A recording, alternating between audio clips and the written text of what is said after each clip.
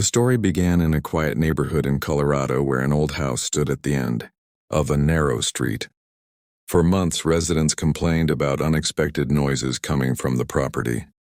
Sometimes it sounded like footsteps, other times like metal being dragged across the floor. No one knew who was inside because the owner had been missing for almost a year. The neighbors eventually called the police after hearing a heavy thump late at night.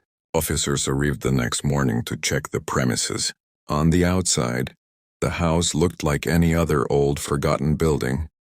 The paint peeled from the walls, the windows were dusty, and the yard was overgrown. But there was no sign of forced entry or any obvious trouble. Once inside, the police noticed something odd almost immediately. The furniture was neat, the floors clean, and the rooms were well kept. It was unclear how a house could look abandoned from the outside but lived in from the inside.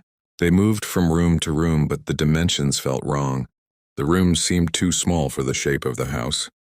One officer who had experience in building inspections mentioned that there was apparently a section of the house that should have been visible from the inside but wasn't. This enough to raise suspicion. They started tapping on walls, listening for cavities. Most were solid, but a hollow area was found on the second floor. Officer Davis pressed his hand against the wall, and to his surprise, it moved slightly.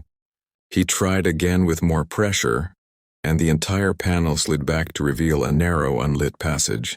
The air inside was cold and damp, as if it hadn't been opened in years. The officers swept it with flashlights and found metal holders lined along the walls. These were the type used to mount electronics equipment, but the devices were not there. At the end of the passage, they came to a secret room. Inside there was a single wooden chair placed precisely in the middle. The floor dust was disturbed with fresh footprints. These footprints were small, most likely made by an adult. It was clear someone had been in the room very recently. While the police examined the area, another officer, Lopez, noticed a slight bump under a rug in the living room. He rolled the rug back and found a small flat metal switch. He pressed it, and the bookshelf next to him began to slide sideways, revealing another room. This second hidden room was larger and more disturbing.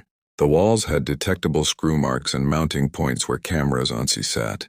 The rest of cables trailed across the floor as if removed quickly. Printed documents lay tossed in a corner, but most of the pages had been teared or damaged beyond reading. The officers searched for any computer devices, but nothing was left. In the far corner of the room, the ground had a shallow opening. It looked like a manhole, but smaller. When the officers shined a flashlight down, they realized it was a tunnel. The team spent minutes deciding whether to enter it. Ultimately, 2 officers crawled inside. The tunnel was clearly designed for quick escape. It stretched for 4 meters under the house and emerged into the backyard through a stone that had been hollowed out and placed carefully. By this time, it was evident that someone had constructed a cunning system of hidden passages, rooms, and escape routes. The house hadn't been abandoned at all. It had been lived in. Preliminary investigations showed remains of food packages, hair strands, and threads from clothing. Evidence pointed to someone actively using these hidden rooms within the last few days. The real mystery was the owner of the house, who had been declared missing 11 months earlier. No one knew if he was the occupant living in the hidden spaces, or if someone else had taken over the property. Neighbors reported a strange figure seen near the house twice in the last month, but descriptions were too vague to use. The police report indicated that the hidden rooms had been used for observation, storage, and possibly surveillance. But who was being watched? Why were the cameras removed in such a hurry?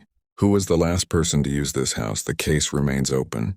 No identity was established, no suspect name, and no trace of the missing owner.